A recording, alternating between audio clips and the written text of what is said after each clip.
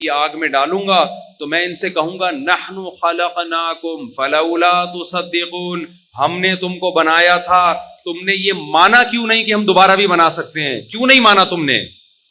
کیوں تم نے اس کو یہ سمجھا کہ یہ نہیں ہو سکتا؟ افرأیتم ما تمنون اانتم تخلقونہ ام نحن الخالقون، فرمایا پہلی دفعہ ہم نے بنایا تھا یا تم نے بنایا تھا؟ پہلی دفعہ بھی تو ہم نے ہی بنایا تھا۔ تو بھائی یہ کانسیپٹ کلیئر کر لو کہ موت کے بعد کیا ہے، اس میں آپ کو کوئی کنفیوژن بولو نہیں ہونی چاہیے۔ اب کرنا کیا ہے ہم نے؟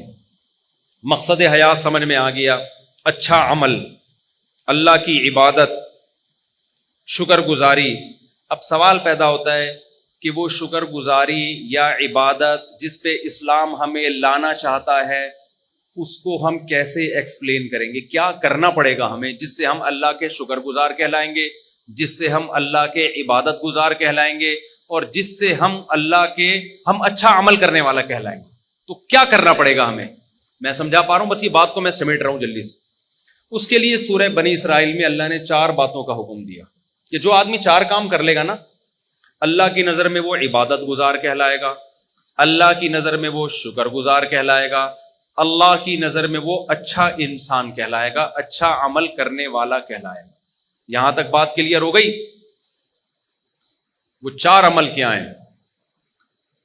سب سے پہلا دیکھو، یہ اچھے عمل کا مطلب نہیں ہے کہ آپ سی اے کرنا چھوڑ دیں، میری تقریر کا یہ ہرگز مطلب نہ سمجھیں کہ آپ اپنے بچوں کی بالکل بھی ٹینشن لینا چھوڑ دیں اور اسکولوں سے نکال کے ان کو ٹماٹر بیچنے پہ لگا دیں۔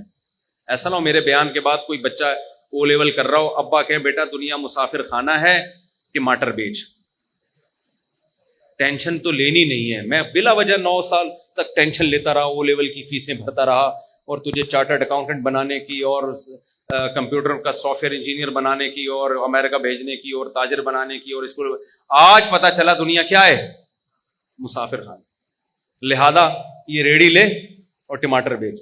بچہ کہے گا جب مسافر خانہ ہے تو ٹماٹر بیچنے کی بھی کیا ضرورت ہے؟ کیونکہ آج کے بچے بہت ہوشیار ہیں، وہ آپ سے ایک قدم آگے جائیں۔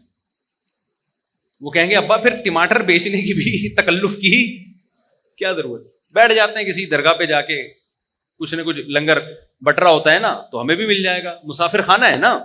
وہ ایک آدمی نے اشتہار دیا کہ ایک ویکینسی ہے، ملازمت ہے، تو اس میں تنخواہ تو نہیں ہوگی لیکن 2 ٹائم کا کھانا فری ہوگا۔ 2 ٹائم کا کھانا کیا ہوگا؟ فری ہوگا۔ بندہ چلا گیا، بے روزگار بہت ہیں بیچارے، انہوں نے کہا چلو تنخواہ نہیں ہوگی 2 ٹائم کا کھانا تو ملے گا۔ تو پوچھا جی کام کیا ہے؟ اس نے کہا داتا دربار سے جا کے نا لنگر بٹ رہا ہوتا ہے، 2 بریانی کی شاپریں لے کر آنی ہے، ایک خود کھائے گا ایک میں کھاؤں گا۔ لنگر بٹ رہا ہوتا ہے، 2 بریانی کی شاپریں، 2 صبح اور 2 رات کی، تو ایک تو کھائے گا ایک میں کھاؤں گا، تو 2 وقت کا کھانا کیا ہو گیا؟ اس نے کہا میں خود ہی وہاں جا کے نہیں کھا لوں پھر بیٹھ کے۔ مائنڈ ہے، یہ ہے بزنس مائنڈ، اس کو یوٹیوبرز کیا کہتے ہیں آج کل نا؟ یوٹیوب پہ یہ بزنس کے، اور ایک مہینے میں 1 کروڑ روپے کمائیں، 1 لاکھ روپے کمائیں، آدمی ایک دم اٹریکٹ ہوتا، بے یار اف، پتا چلتا ہے یہ تمہیں یہ بھی 10,000 روپے کما رہا ہے اس ویڈیو بنا کے، اس پہ ایڈ چلتے ہیں جس سے اس کی 10,000 آمدن ہوتی ہے، اور تمہیں 1 لاکھ کی ترغیبیں دے رہا ہے۔ تمہیں کس کی ترغیبیں دے رہا ہے؟ اس لیے اتنا زیادہ ان لوگوں کو فری کرانے کی ضرورت نہیں ہے۔ ایسا لوگ ڈپریشن میں جا رہے ہیں نا۔ مسقط میں ایک صاحب ہیں، وہ روزانہ ہر تھوڑے دن کے بعد مسقط میں یہ کر لو، مسقط میں نے مسقط میں رابطہ کیا، میں نے کہا یہ تاجر آدمی ہے، یہ بڑی، اس نے کہا یہ بیچارہ بالکل فارغ ہو گیا، اس کو کوئی سن نہیں رہا، تو اس نے سوچا پیسے کمانے کا یہی طریقہ ہے۔ پاکستان میں تو اب لوگ مایوس ہوئے ہیں، تو مسقط میں ہی، انہوں نے کہا ہم مسقط میں رہتے ہیں، کچھ بھی نہیں ہے ایسا ہے، لیکن یہ نہیں بتائے گا، آپ خود جاؤ تحقیق کرو تو پھر پتہ چلے گا آپ۔ تو